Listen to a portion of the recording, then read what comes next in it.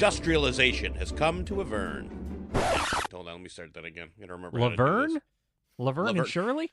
On your Avern. mark, get set, and go now. Industrialization has come to Avern, and with it has come a scramble for resources. Rare materials are giving birth to incredible wonders as magic and technology form a symbiotic revolution that promises a bright, idealistic future to anyone bold enough to seize it. Steam engines work in concert with arcane reactors, sending railways snaking across the landscape and airships soaring through the sky. As the demand for coal and arcane focusing crystals explodes, it is no longer just the empires of lords that are staking their claims, but the empires of industry as well. These companies have set out to carve up the vast resources of the continent on behalf of their respective cultures for the glory and gain of individual profit. And this is how their eyes have come to settle on the small island of Vals'Farn. Located in the north, the White Shale Bay, 100 miles off the tip of the Kelto Peninsula, Vals'Farn has long been a forgotten backwater. Its twin peaks burst forth from the frozen sea with a violent beauty, as its tall forests teem with life that stand in stark contrast to the endless white sheets of ice that surround it. Its remote location and inaccessible seas have long made it seem worthless in the eyes of the great empires. Though the Union has always maintained a historical, some say mythical, claim to the island, a treaty signed in antiquity officially made the island part of the Federation, in exchange for the Union maintaining rights to its mining operation there. But technology is not the only change that has come to Avern. For reasons that neither mystics nor scientists have been able to explain, the ice in the ever-frozen waters of the Ice Shale Bay is receding. The locals insist that the summers are getting longer and the winters are getting shorter, as the aurora of the polar lights have grown brighter in recent years. The beauty of the lights remains staggering, though many insist that another light has joined them, a bright white glare that peaks at the edges. Some of the old hermits even insist that they can see something staring back through that glare at them. The mad ramblings of hermits and rumors of villagers don't matter to the great powers, however. They know that with the sea opening up to them, the riches of Vals'Farn are now accessible, and the island is strategically located for all sides, if war is to come. That's where you come in. A certain ambitious grasper has a plan to defuse the situation and settle ownership of Vals'Farn once and for all. He's hired 4 veterans to travel to the island and save the continent from destruction, while maybe making a nice little fortune for themselves in the process. These happy days are yours and mine. Not yet! Days. Introduction first. Steve, why don't you kick us off? You want to introduce us to your character? No. All right. Nick, kicking us off. Would you like to introduce us to your character? I would love to introduce you to my character. Beautiful. Wait, no, we should first announce that we're once more being joined by Lauren Kennedy. Yes. I was going to surprise at the end, but yes. A.K.A. The Girl. But this is a new campaign, a short campaign. Rob, short. It's a Rob Parry short. Short. So see you next year. There's 6 months tops. With a new cast of characters in a brand new part of the world. So if we want to kick off those introductions, Nick, do you want to introduce us to your? Yeah, Steve. Assuming that wasn't a bit, and you don't want to go first, I would Well, love. I've already committed to it. Yes, I've already committed to it. It's all, so the content's all in there. If we cut that now, that would suck. Steve hasn't found a bit he hasn't committed to. Bits, please. My character, I am Boris T. Moorblod. I am a gunslinging, and I promise I don't mean this as a joke to everyone listening, but I'm genuinely curious. Rob, is it GIF or GIF? Yes. Yeah, I would say GIF. Okay. In every meaning, in every capacity, in every conversation. Yeah. Who's doing ads? That was me, but I had it muted. I thought. Go on. Making me regret inviting you back immediately. Anyway, like I said, Lauren's working on her RG. voiceover reel in the background. It was a pronunciation thing, so I didn't sound like an idiot when it came to my turn, but just so everyone knows, it wasn't a TikTok. Well, why didn't you name your character Bob Johnson?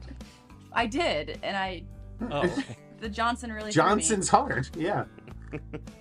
But yes, I am a gunslinging gif with a somewhat chaotically neutral vibe and a criminal background. In fact, I'm a retired hitman.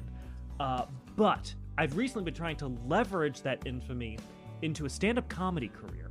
However, that has not to being an entertainer, to Nick, this information would have been really helpful when Bill and I were trying to figure out feats for you. I'm going to go ahead and say hard disagree. That's perfect. Everything that's been done is ideal for what has just been described to me. Now, here's the thing. I really, truly, this is, I think, what is in my heart of hearts. It's what I want to do. Once we learn about my charisma score, you, the listening audience, will realize that that is not really what's in the cards for me. And so what you want to do versus the gifts you're given are two different things. And so while I The try gifts to... you're give. given. What? Steve and I landed on the same joke. Great. And this is why he hates me. GIF, graphical image file. Yes. Please, Bill, this is only one of several reasons why I hate you. Just don't limit yourself. And so, well, I would love to pursue this new life I have. Being a hitman and a criminal for hire still pays the bills, and so my dead eye is still too good, and so I keep getting pulled back in, including gigs such as the one we are about to embark on. So what are you, like Helen Mirren in, what was that? Red or Caligula? whatever? Red? No. Red? It was Red, yeah, okay. Yes. I couldn't remember if it was Red or The Expendables. Yes. Just like with, let's say like 3 times the sex appeal, but otherwise, yes. So he's a bit more interested in the technological aspect of this world. He's kind of any fun new gadgets he's rolling around with. He has wings of flying, which I believe have a more of a jetpacky, let's say steam and gear powered sort of vibe, I'm assuming, to them. Very cool. So he's a hippo man gunslinger with a jetpack. But I'm gonna let people kind of, use their imaginations to fill in the gaps of what this majestic, medium-sized hippo man looks like flying around. Mr. But, Moorblod, one more pure time. First name again? Boris. Boris, thank you. Yes, Boris T. Just- Moorblod. Just a jetpack, just ejecting superheated steam down the back of your thighs at all times. Yes. He's got that yeah. thick hippo hide. Yes, armed with various pistols, repeater rifles, a saber for close encounters, a respectable armor class, and some fun little trick shots that he might pull out. Excellent. All right, Bill. All right. My character is Dr. Jondrew Listeur. He is a halfling apothecary who was raised in the Wido Springs Valley in the Dwarven Union. He saw all the injuries and stuff happening to the miners and workers in the industrial factories and everything, and decided to get his hands dirty in understanding what the hell was happening to them, and joined the what did we call it? The Durhaust Union Durhaust. Institute to study medicine and travel the world in order to figure out what is going wrong with people. Turned into a researcher on all the diseases of the world, and is now travels around as a lecturer, and has also found work doing more direct work, shall we say, with maladies and diseases. All right, very cool. And that was Lauren. Dr. Jondrew Listeur, 3 words. Jondrew, like Andrew, but Jondrew. But Jondrew, gotcha. Of course. Yeah, makes Like- sense. Makes total sense. Wouldn't Like Landrew. right? Yes, like we are Dan all Drew. of Landrew. I would assume most people would just call him Doctor anyway, because he is a doctor. Lauren. Yes. Hello, everyone. I have a little monologue that I'm going to read off. Boo. By monologue, just a bio. But my Boo. name is... You can't boo the only girl during her introduction. Man. Yes, I can. I'm an ally. Shut up, I'm an ally. Clearly. Shut your lady mouth. I'm an I ally. learned it. I'm a feminist. All right. My name is Kazariel, Kaz for short. Kazariel Vel'amoura. I am a satyr bard, particularly of the College of Glamour subclass. I was born amid the golden decadence of the Sunset Court in the Feywild. I was raised where the air smells of champagne and the moonlight gleams off clockwork chandeliers. My father was a playwright, entertaining high society and using his work to flatter and discreetly sway political opinions. My mother was a quiet activist, posing as a loyal socialite despite brokering gossip, blackmail, and secrets as a form of currency. Together they manipulated artists and politicians alike until one day they disappeared when I was 11. Given the public adoration for my family, I was swiftly adopted by the Duchess of Thorns, Lady Seraphine Vale. This was no act of charity, however. Lady Seraphine was content to use me as a living ornament, an accessory to her influence, paraded at galas and trained in performance to remind others of the vanished geniuses I descended from. She taught me that attention is power and affection is currency. The Feywild's version of high society is an endless masquerade. Nobles of glamoured grace who trade favors, memories, and scandals as easily as gold. I was the rising star of the scene. A performer, provocateur, and muse to the elite. But even in paradise, there's rot beneath the roses. I saw the vanity, the endless competition, the way even immortals can grow bored of beauty. So one night, with nothing but my wit, my harp, and my charm, I left. That's all you need to know about me for now. And geez, if we were gonna read the little paragraphs we wrote, I would have read mine. Should I Do you take have it a paragraph, again? And Bill? should I just No, It's- one more time, No, Lauren. because I'm so sorry. it's all up to what you guys want the audience to know from Go. Bill, no. If you want the audience to know No, whatever no, you've got written, it's go ahead. no, it's fine. I was just fucking around. Okay. Well, I'm mad that I did that stupid bit up top because now I have to follow that, and I don't want to. Also, Lauren, that was a little bit BS because that's literally your own life. You just Yeah. directly pulled from lived experience. I have no original thought in my head. This was all just basically my diary entries, yeah. Yeah. Well, you're an artist. Yeah, a lot Artists of have no original people thought. don't know this because we just shoot from like torso up, but Lauren is half. Yeah. Goat. She's eating a can as we speak. She's just muted. And I'm holding my heart. So if you hear anything, that's what it is. Yeah. I'm the top part is goat for me. Just Yeah. And the bottom part is legs. Yeah. Just Wow, that's horrifying. Yes. just a twist on a classic there for you. It's like the So- poo bearing of satyrs. This is how the Satanic Temple got their way. Well, no wonder you need bardic glamour powers in order to... That is the most beautiful goat person I've ever seen. Thank you so much. All right, I guess I'll go last. Guys really bullied me into going last. I thought that's what you wanted. I don't know You what I could have want. gone first. I know. He likes to close the show so he can call himself the headliner. Yeah. Jazz hands. Jazz hands. Following that, Lauren, that was really good. I don't like you put a lot of thought into that, and I'm gonna look stupid by comparison. I'm Stephen Trolinger, and I will be essaying the role of Jaxur the Clanless or Unclanned. I don't know which sounds cooler. Clanless. Clanless. Jaxur the Clanless. He is a member of a tribe of winter dragon folk from the Titan's Teeth Mountains. So he's a white dragon folk. Go ahead and make your jokes about me being racist and choosing the white dragon folk. We all know your And- favorite Power Ranger, Steve. Exactly. Yes. A little projection going on there, Steve, but please continue. His tribe was slaughtered when he was a child by imperial homesteaders, but he escaped. He was eventually saved by some members of the Zahn Collective, which is a rough and tumble international crime guild, sort of like the real world mafia, or in my head canon, like the English mafia. You'll know when I start talking as the character how many Guy Ritchie films I have stolen this guy's characterization from. He learned as a member of the Zahn Collective his trade as a brutal enforcer. He is a barbarian class. Subclass is a partially homebrewed subclass and partially ones I found online called the Path of the Mutant.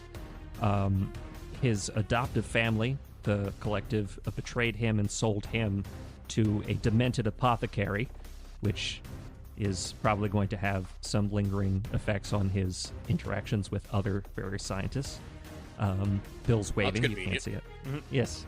A demented apothecary who performed hideous experiments on him. Essentially, he tested out on Jaxur an alchemical concoction he created called Promethium, which is designed to dramatically increase strength and muscle mass, turning most of his subjects into hideously mutated tree trunks of people. Sounds like they Mr. got their Universe. macros in. I don't know. Yeah, Mr. Universe contestants. just like ultra yoked walls of muscle that did not survive, but due to Steve, this is Jaxur's getting really hot. You gotta slow down. yes, I know. Due to sort of Jaxur's innate toughness, managed to survive where others could not. He was surgically grafted with several devices to administer this alchemical compound into his body. After he survived the experiments, managed to use his new abilities to escape and kill his tormentor. And now he uses his new abilities for profit, being unable to sort of trust anyone ever again, having been shown the wickedness of government agents and also the wickedness of, shall we say, his criminal family. He has very few people that he can find trust in anymore. And so he just kind of goes it alone, uses his gifts, and makes top dollar. This is like if Frankenstein was written by a man. That's what this is. Yeah, actually. Yeah. Was it? I did have Was one it of my Ro- original ideas was for this character to be a reanimated corpse, but I decided not to do that. The name one more time? Jaxur the Clanless. Jaxur. Yeah, Jaxur. When you can't handle the Jaxist. He may or may not be patterned after a particular Batman villain. We're all familiar with the Riddler. Yes, thank you. Yes. Shout out to Dr. Jondrew for having the best name. Yes. Now that we've all introduced ourselves, we can say who had obviously the best name. And all I did was just portmanteau a shitload of epidemiologist doctors from the real world together. And Kaz, it was Kazariel? Kazariel. But do you mind if Okay. we call you Cass? Of course not. And the last name was like VEL. hyper foreign. Yeah, VEL apostrophe. Of course. Of course. It's fantasy. AMOURA.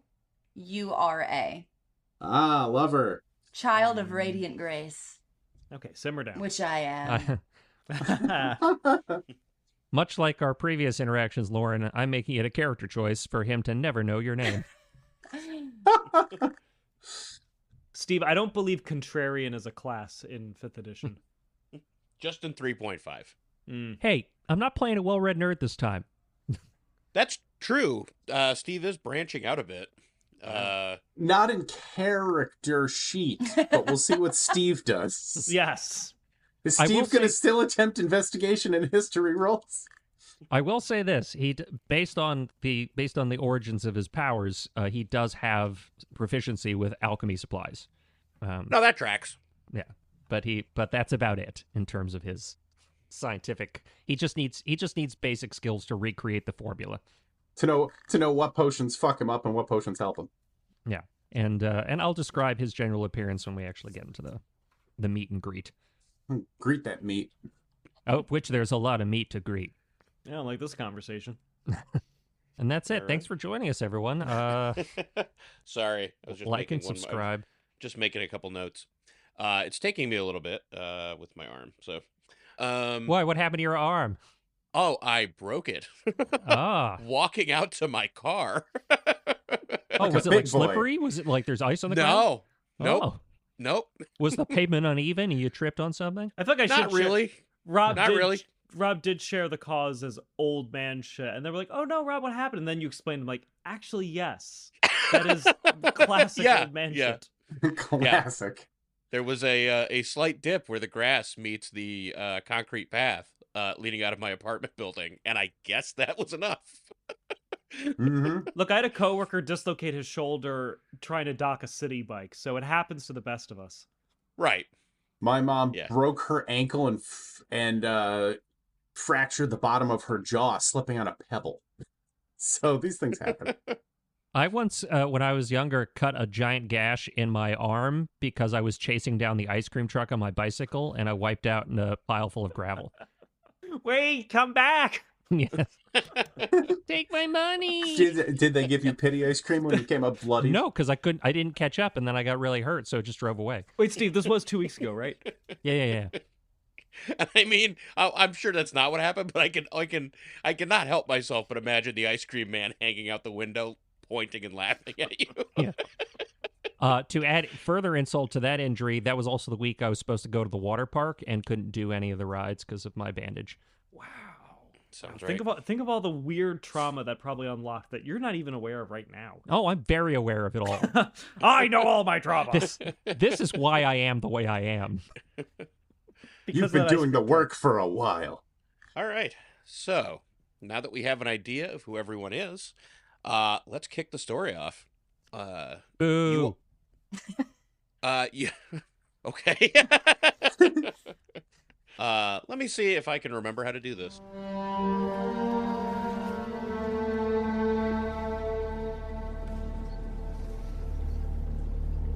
The ship that brought you guys in to the Rhymeport, the city of Rhymeport. I mean, city is a bit of an exaggeration. This is very much a frontier town, but the town of Rhymeport is very active for the size of it. There are a number of industrial-looking operations that are springing up, and while the size of the town and the island is small, the port itself is very busy. And the small, old sailing sloop that you guys cruised in on in the dead of night does not attract much notice. The tower that dominates the harbor is like many of the elven towers that most elven communities kind of build their settlements around. This one seems to have been carved out of the cliff face that overlooks the port and built up above the cliff line, rising up to a bright beacon that cuts through the cold night air that is chilling you to the bone. And you can just feel the beginnings of a snowstorm picking up on the air, or at least it kind of feels that way. You are approaching the island of Vals'Farn, which is an island at the top of this world, just outside of the polar region. Have you guys interacted with each other on the ship at all? I have not. I am in a corner, like with a cloak covering me. Okay, cool. To kind of set the scene, this is a small cargo vessel. The kind of ship that probably does transport people for a price, but it's not built for it. This isn't one of the steam-driven luxury liners by any stretch of the imagination.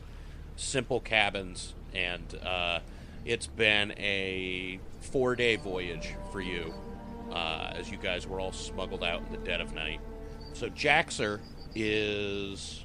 You've kind of kept to yourself the whole time? Yeah. Okay, cool. With a heavy cloak just sort of covering, like, you can tell he's like a big dude, but that's about all you can tell for his profile.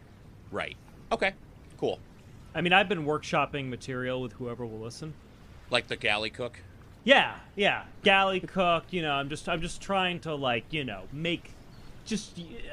get over that initial, break in the ice, which really worked in the context of our environment. So we know that Jaxur's been keeping to himself.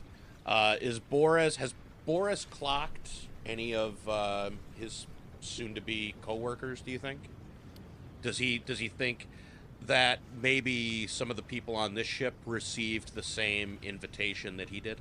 There's a base level assumption, but I don't think I've clocked anyone yet. I assume that they're probably on this ship, but I haven't pieced together specifically who I think that would be. Okay, cool.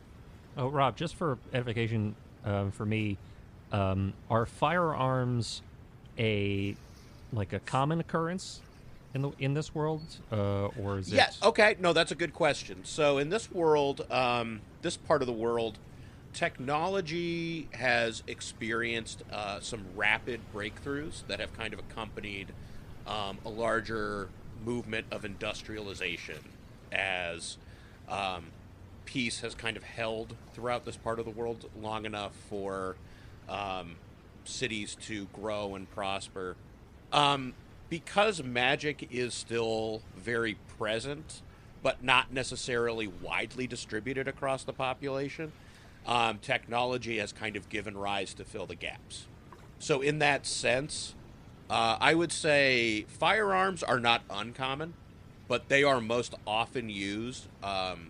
So, like, governments are starting to employ more and more firearms so that they have more frontline soldiers, conscripted soldiers that can go toe-to-toe with a magic wielder in a more fair manner. But anybody with, like, real magical acumen is probably not going to mess around with them. Also, just given the nature of different enchantments, armor being magically enchanted and therefore being much more effective, melee weaponry and close quarters fighting has not really been supplanted by firearms in the way that it did, on our world. So it's kind of a wide mix in the sense that everyone in this world kind of just has more options in how to defend themselves or hurt each other. Kind of an equal Potato. opportunity situation, which is what kind of makes the political situation that's unfolding particularly dangerous. There's a lot of talk, a lot of pontification. People are not shy about bringing up the fact that while peace in Avern has reigned for almost 2,000 years, if war does come, the next war that happens is going to be on a scale that has not been imagined before. World War One. Yeah. Pretty much. Yep. Yeah. If we all just want to cut right to the chase, that's what I'm going for. Yeah.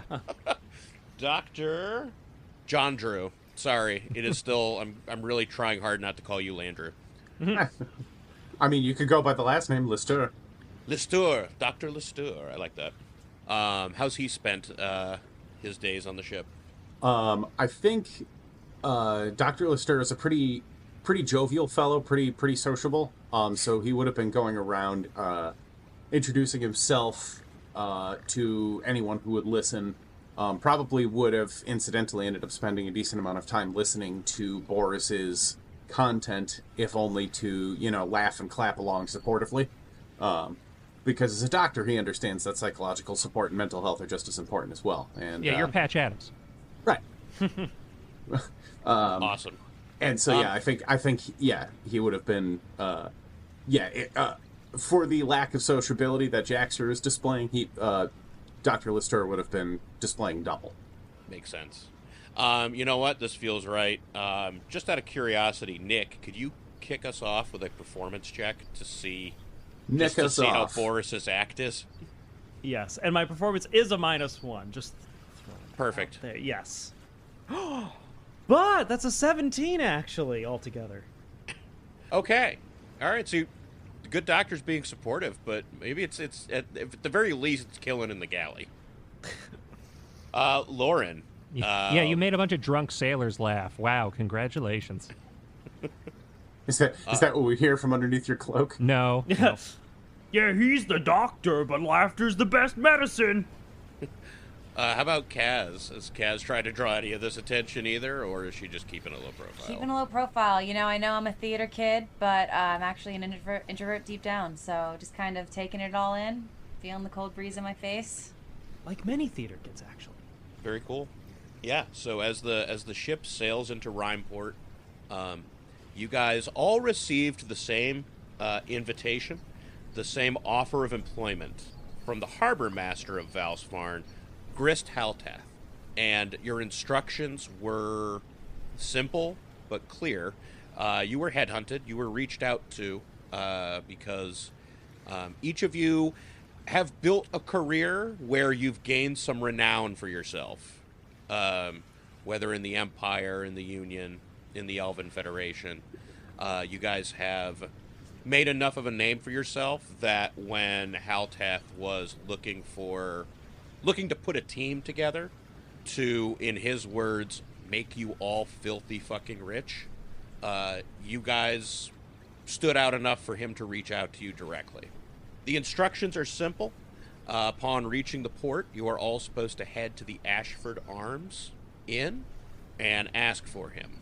As you guys are heading in that direction, do you guys are you curious at all to see, because again, while the port is still busy even for this time of night, it is bitterly cold, so it's the kind of busy where most people are, if they're outside, they're rushing from one building to the next. The Ashford Arms is down on the southeastern end of the dock in the shadow of the large elven tower that is casting its lighthouse beam across the frozen air. If you guys are heading there, it probably wouldn't take you long to notice that as the crowd disperses, you are the four that are all heading in the same direction as you approach the Ashford Arms. Hey, so are we all on the, same page? I turn to Boris after he says that, and through the sort of like top of the cloak, you can see like a draconic snout poking out, and I say nothing. All you see is his like nostrils flare, and he like derisively snorts. Well, it's a little bit of a chilly reception, and that's before you even factor in the weather. I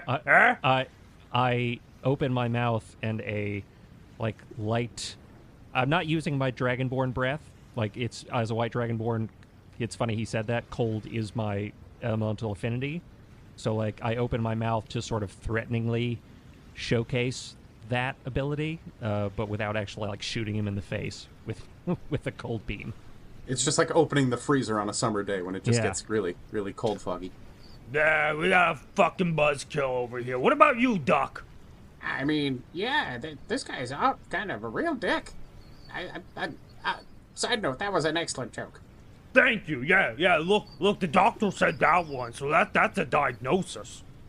You say that. Jaxur turns his head to you, Jondrew, and he reaches up a clawed hand. He's about 7 feet tall currently, about 7 feet tall, 350 pounds currently, and which with you as a halfling, I'm looking directly at your kneecaps. Yeah.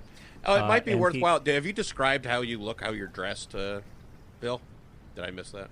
No. I mean, not in any extreme degree did I describe that. No. Dr. Listeur is wearing fine clothes that look a little worn. Like he hasn't changed in a while. Not like they're old, just like he's been wearing the same outfit for far too long.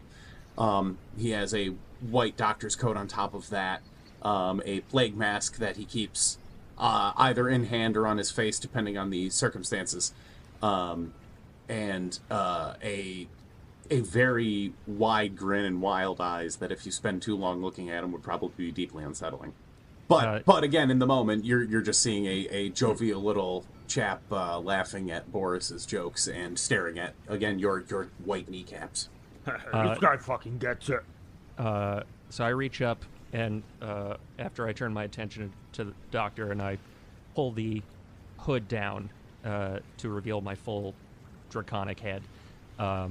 Just like cold, dead eyes, just like full of, like, if there is a level above chip on shoulder that somebody could give off, like deadly chip on shoulder. Yeah. Chunk on shoulder. This is his constant appearance at all times. He snarls a bit and says, Rusting bitch face. Yeah. He says, did I hear that right? You a doctor? Yes, in a manner of speaking. Lightning quick, he reaches out with his giant clawed hand to grab you. At this moment, Kaz elegantly steps in between everyone, makes eye contact slowly with everyone in the circle. Kaz, charmed to meet you. Seems we were destined to be partners, but I see no reason why we can't be fast friends. I see plenty of reasons from up here. And then I, like, having been halted in my attempt to immediately try to kill Bill's character, which, every session my character has to do damage to one of the player characters. That's just the thing that I've decided I do every session. The tradition you started the show with. So. Yeah, every first session.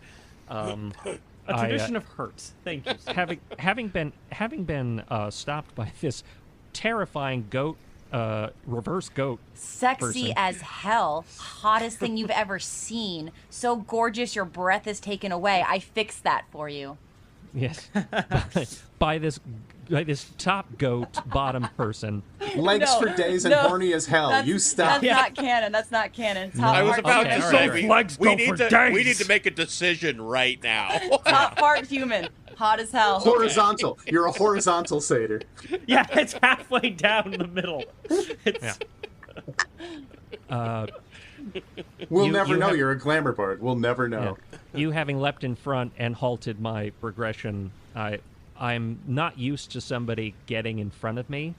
Like, the level of courage that takes is not seen a lot of, so it actually gives me pause.